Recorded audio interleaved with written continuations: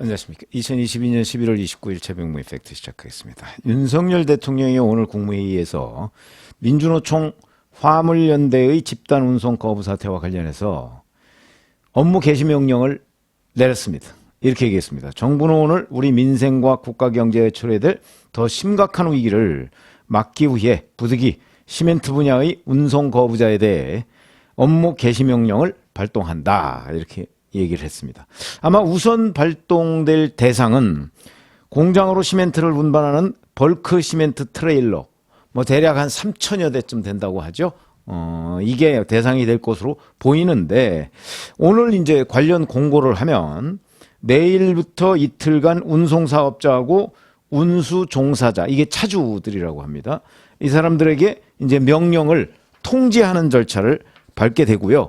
실질적으로 업무 개시 명령은 국토교통부 장관, 지금 원희룡 장관이죠. 국토교통부 장관이 발동을 합니다. 근데 만약에 정당한 이유 없이 이 명령을 거부하면 사업면허나 차량 운행 허가를 취소하게 됩니다. 밥그릇을 다 뺏어버리는 겁니다. 굉장히 무시무시한 권한을 가지고 있는 건데, 이것 때문에 정당한 이유 없이라는 이 부분이 너무 법적으로 모호하다. 그래서 또 다른 법률적 논쟁을 일으킬 수 있다. 뭐 이런 반론도 있는데, 어찌됐든 간에 정부에서 업무갱시 명령을 내리면 나중에 뭐 법적으로 반론은 그 후의 얘기고, 일단 따르지 않으면 안 된다. 그래서 이 권한은 원희룡 국토부 장관이 가지고 있기 때문에 원희룡 국토부 장관이 아마 30일부터 이틀간이면 30일 12월 1일 이때까지 통지를 하고 나서 그 후에 발동을 할 가능성이 현재로서는 높아졌다. 이렇게 얘기를 할 수가 있죠. 자, 그러면서 윤 대통령이 이렇게 얘기했습니다. 제 임기 중에 노사 법치주의를 확고하게 세울 것이며 불법과는 절대 타협하지 않을 것이다. 법과 원칙을 바로 세우고 불법 파업의 악순환을 끊어 국민들이 부담을 막고자 하는 만큼 국민들께서 많은 불편과 고통을 받게 되실 것이지만 이를 감내해 주시기를 간절히 부탁드린다. 이렇게 얘기했습니다. 자, 그런데 제가 왜 이걸 이렇게 길게 설명을 드리냐면 19년 전이면 2003년입니다. 2003년. 노무현 대통령 시대 때, 대통령 정부 때 바로 화물연대의 불법 파업이 있었습니다. 자, 이때 노무현 대통령이 국무회의에서 그때도 얘기한 걸 보면 지금의 윤석열을 노무현으로 바꿔놓으면 거의 그대로입니다. 아니, 친노동자 대통령이었다는 노무현 대통령이 그대로 지금 윤석열 대통령이 얘기하는 말을 하고 있다. 이런 아이러니가 어디에 있느냐? 그럼 이게 대통령의 문제냐? 화물연대의 문제냐? 이걸 오늘 제가 한번 짚어보려고. 자, 기사를 찾아보니까 2003년 8월 26일에 노무현 대통령이 국무회의에서 이렇게 얘기합니다. 화물연대 파업 대책을 이제 보고를 받고 나서 법과 원칙에 따라서 단호하게 대처하라. 이렇게 지시를 하고요. 이번 일은 일방적인 불법 행위로 민노총의 활동은 정당성이 없어 보이며 원칙적으로 대응하는 것이 좋겠다. 이렇게 지시를 합니다.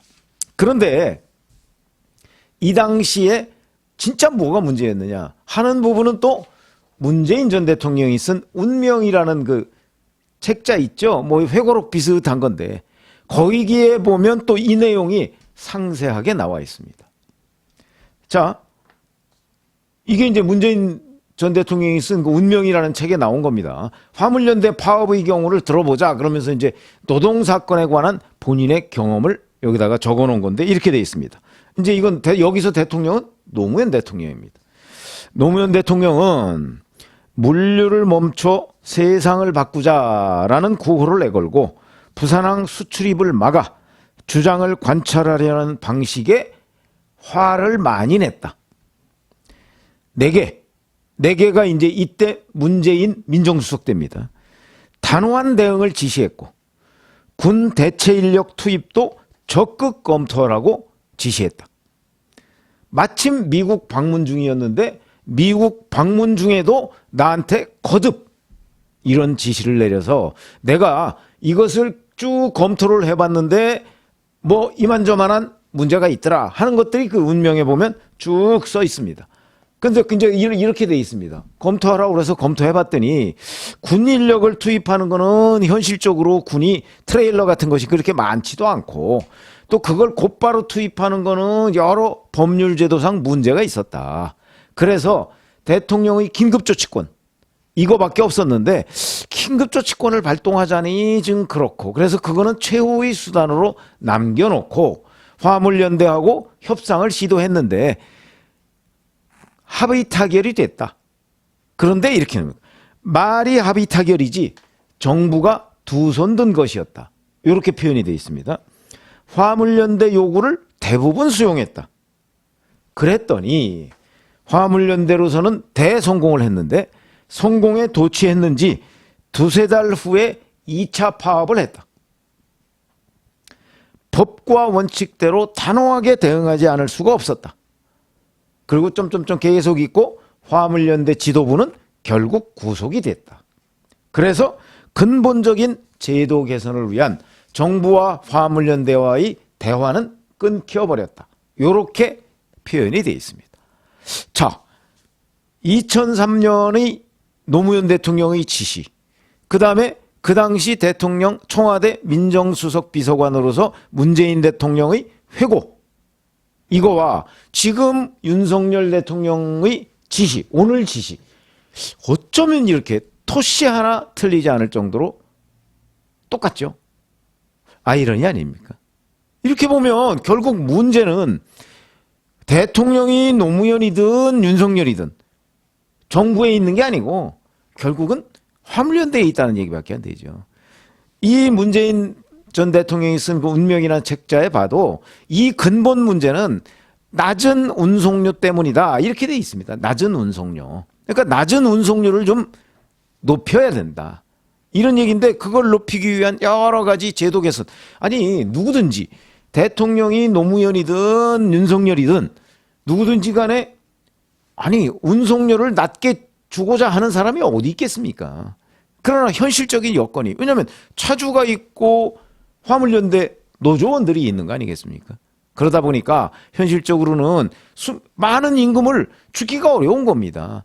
그게 최저임금제 뭐 이런 거하고 비슷한 거죠. 아니 어느 대통령이 노동자들한테 뭐 정말 혹독한 최저임금을 주어가면서 노동자를 부려먹어야 된다 이렇게 생각하는 대통령이 어디 있겠습니까? 그게 보수든 진보든 누구든 간에. 그렇기 때문에 이것도 기본적인 문제점은 낮은 운송료에 있는 겁니다. 근데 그 운송료가 19년 전 노무현 정부 때나 문재인 정부 때나 지금 윤석열 정부 때나 개선이 되지가 않고 있다. 그러면 이게 정말 근본적인 문제가 낮은 운송료 때문이냐 늘 이런 것 때문에 자꾸 정치적 파업을 일삼는 화물연대 민노총 화물연대 지부 때문이냐 이런 것도 우리가 한번 따져봐야 되는 부분이죠. 아니 적어도 지금 그냥 객관적으로 잘 모르는 사람들이 보면 윤석열 정부보다는 노무현 정부가 훨씬 친노동 정부다 이렇게 얘기할 수 있는 거 아닌가요? 근데도 노무현 대통령조차 화를 많이 낼 정도의 화물연대한테 윤석열 대통령이 단호한 대응을 지시하는 건 어찌 보면 당연한 처사 아닌가. 그냥 저희처럼 노동 문제 잘 모르는 사람들이 봐도 그런 생각이 들어서 제가 우연히 문재인 전 대통령 운명이라는 책을 보다 보니까 야 어쩌면 이렇게 민노총이라는 데는 19년 전이나 지금이나 하나도 달라진 게 없는가. 더군다나 지금 이게 불법입니다. 지금 시멘트 분야, 그 다음에 수출용 컨테이너 분야 이런 데만 지금 그 일종의 최저 운송료 이런 거죠. 그런 것이 규정이 돼 있고 그걸 지금 전 부문으로 확대해달라는 거 아닙니까? 지금 현재 그리고 차주들은 그거 확대하면 우리 더 이상 운송 못한다. 그러면 뭔가 합의를 위한 노력이 있어야 되는 것 아닌가요? 정부가 이거를 그러니까 차주들과 그 화물연대 쪽하고 협상을 중재하고 그러면 서로 타협안도 가지고 나와서 서로 이것저것 맞춰 봐가면서 문제를 해결하는 노력을 해야지 총파업 무조건. 자 이렇게 되면 결국 윤석열 대통령이 제가 보건대는 19년 전 노무현 당시 대통령의 지시사항을 지금 결국 이행하는 셈이 돼버렸습니다.